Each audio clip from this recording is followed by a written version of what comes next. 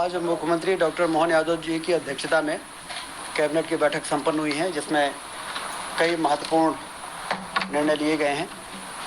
जिसमें सबसे पहले तो सभी प्रभारी मंत्रियों जिनको अभी जिले का आवंटन हुआ है, मुख्यमंत्री जी की अपेक्षा और निर्देश ऐसा था कि सभी प्रत्येक माह में एक बार प्रभार जिलों में ज़रूर जाएं और रात्रि विश्राम वहाँ पर यदि होगा तो ज़्यादा बेहतर होगा, ऐसा उन्होंने निर्देश दिया है। मदरसों में अन्य धर्म की धार्मिक शिक्षा पर प्रतिबंध जो स्कूल शिक्षा विभाग ने आदेश जारी किया है, जिसमें अन्य धर्म के लोगों को ये मजबूर न किया जा सके कि वो मदरसों में उनके द्वारा दी जा रही शिक्षा के लिए बाध्य हों। 26 अगस्त को जन्माष्टमी है। समस्त मंत्री संबंधित जिलों में जन्माष्टमी के कार्यक्रमों में उपस्थित रहें और समारोह को भव्यता से मनाने का निर्णय लिया गया है। भ्रष्टाचार के विरुद्ध तंत्र को मजबूत करने के लिए अभी ईओडब्ल्यू का जो कार्यालय 10 संभागों में से 7 संभागों में संचालित है, 3 अन्य संभागों में भी शहडोल, नर्मदापुरम एवं चंबल में भी ईओडब्ल्यू के पुलिस अधीक्षक का कार्यालय स्थापित करने का निर्णय लिया गया है। 4 नवीन मिशन, युवा शक्ति मिशन, महिला सशक्तिकरण मिशन, किसान कल्याण मिशन और गरीब कल्याण मिशन, इस हेतु प्रधानमंत्री के द्वारा देश के विकास में जो कार्यक्रम जारी हुआ है, प्रदेश में ये कार्यक्रम जारी होंगे। इन मिशनों के कार्य एवं संरचना को अंतिम रूप देने हेतु प्रशासन अकादमी भोपाल में सामान्य प्रशासन विभाग शीघ्र मंथन के कार्यक्रम आयोजित करेगा। जीवनदायिनी मां नर्मदा के समग्र विकास हेतु मुख्यमंत्री की अध्यक्षता में मंत्रिमंडल समिति का गठन किया जाएगा। समिति में नगरीय विकास आवास मंत्री, पंचायत ग्रामीण विकास मंत्री, राजस्व मंत्री तथा वन मंत्री समिति के सदस्य होंगे। समिति के सचिव, मुख्य सचिव तथा सहायक सचिव, प्रमुख सचिव योजना, आर्थिकी और सांख्यिकी विभाग होंगे। समिति की हर माह में एक बार बैठक आयोजित होगी। समिति के निर्णय तथा निर्देशों के पालन के लिए मुख्य सचिव की अध्यक्षता में कार्यकारिणी समिति का भी गठन किया जाएगा।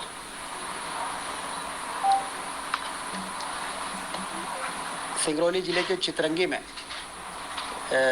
माइक्रो इरिगेशन प्रोजेक्ट की स्वीकृति दी गई है, लगभग 1320 करोड़। क्या है वैसा, क्या प्रोजेक्ट?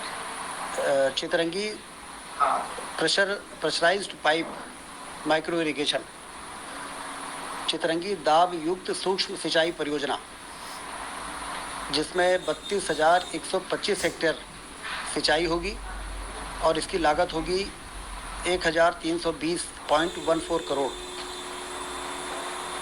ये बड़ी योजना सिंगरौली जिले के लिए, जिसमें कि चितरंगी एवं देवसर तहसील के 142 गांव में सिंचाई की सुविधा उपलब्ध होगी। इसमें बिजली भी बनेगी 31.25 मेगावाट और ये एक महत्वाकांक्षी योजना की स्वीकृति मंत्रिपरिषद ने दी है। 18 माह से 24 माह का समय इसमें इस योजना को पूरा करने में लगेगा।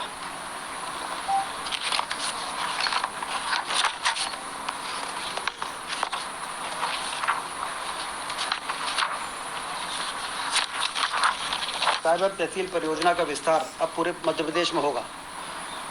2 जिलों में एज ए पायलट इस प्रोजेक्ट की जो शुरुआत हुई थी, उसकी सफलता को देखते हुए राष्ट्रीय स्तर पर इसकी सराहना हुई है और अब ये पूरे प्रदेश में लागू किया जा रहा है।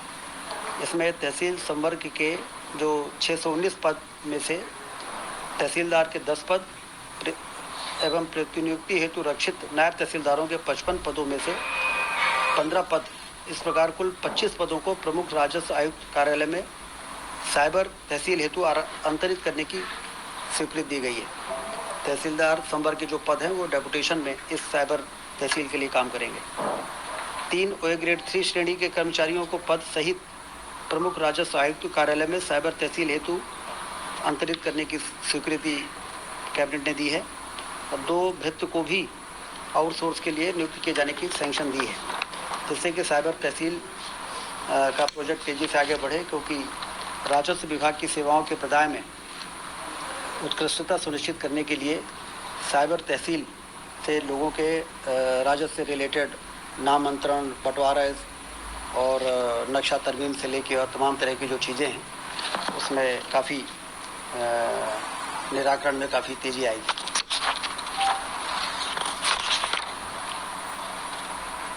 भारत सरकार द्वारा संचालित मिशन शक्ति के तहत महिला सशक्तिकरण केंद्र hub of empowerment of women की प्रदेश के समस्त जिलों में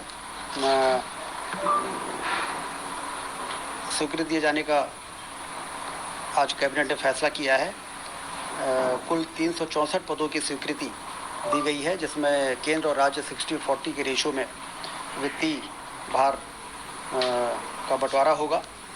इस योजना से महिलाओं का सशक्तिकरण, विकास, स्वास्थ्य सेवा, शिक्षा, करियर व व्यावसायिक परामर्श, प्रशिक्षण, इस प्रकार के तमाम जो ऐसी महिलाएं हैं जिनको सहायता और मदद की आवश्यकता है, और राज्य स्तर पर PMU प्रोजेक्ट मैनेजमेंट यूनिट और जिला स्तर पर DMIU district management implementation unit की स्थापना की जाएगी। तो सेंटर भी बनेंगे सर? सेंटर बनाए जाएंगे सेंटर?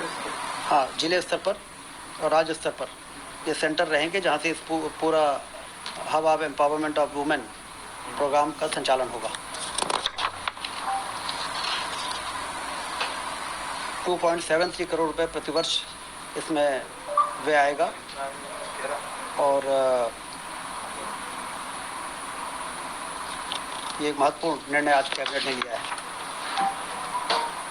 मध्य प्रदेश नगर पालिका द्वितीय संशोधन अध्यादेश में धारा 43 का में संशोधन किया गया है। नगर पालिका एवं नगर परिषदों में जो निर्वाचित अध्यक्ष जो पार्षदों के माध्यम से निर्वाचित होते हैं, उसके अविश्वास जो 2 वर्षों के बाद लाया जाता था, उसमें परिवर्तन करते हुए अब 3 वर्ष कर दिया गया है। 3 वर्ष के बाद ही अविश्वास प्रस्ताव लाया जाएगा और 2/3 पार्षदों के द्वारा जो विरोध में जब आते थे तो अध्यक्ष हट जाते थे। अब 3/4 पार्षद होने चाहिए यदि अविश्वास प्रस्ताव को सफल करना है। तो ये एक महत्वपूर्ण फैसला है, क्योंकि डिस्करेज करने के लिए भी है कि ऐसे छोटी मोटी बातों में तुरंत अविश्वास प्रस्ताव लाने को 3 वर्ष और 3/4 3 वर्षों के बाद ही अविश्वास प्रस्ताव लाया जा सकेगा और 3/4 पार्षद होने के बाद से नगर परिषद जो गठित होगी उसके बाद से या कि एक अविश्वास से दूसरे अविश्वास के बीच का ड्यूरेशन नहीं, निर्वाचित होने के बाद पहले 2 वर्ष था 43 का में, अब वो 3 वर्ष हो गया। अब जो 2/3 था वो 3/4 हो गया।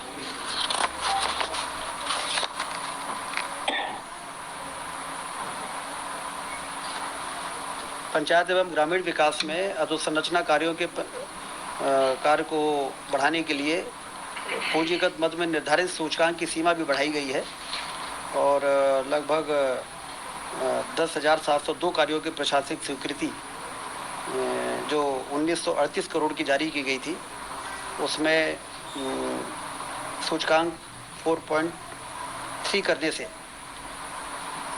2,135 करोड़ की कार्यों की स्वीकृति और जारी हो सकेगी।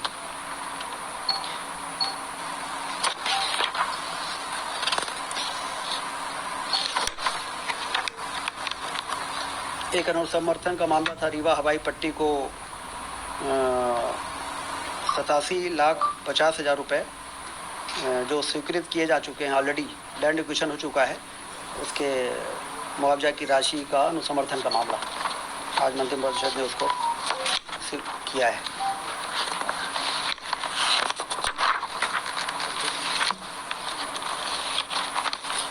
लॉ डिपार्टमेंट मैं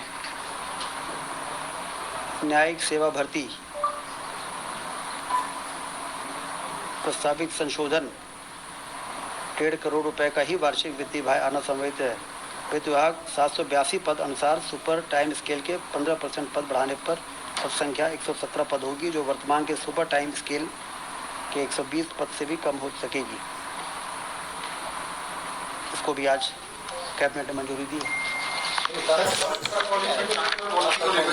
ट्रांसफर पॉलिसी से संबंधित अभी कोई विषय आज के कैबिनेट में नहीं था। चर्चा भी नहीं, दूर दूर तक कोई चर्चा नहीं थी।